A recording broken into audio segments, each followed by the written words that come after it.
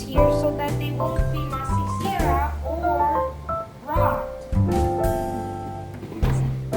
This is where we store some of our food here, like the eggs and also the medicine so that they won't be masisira, and the bread and noodles.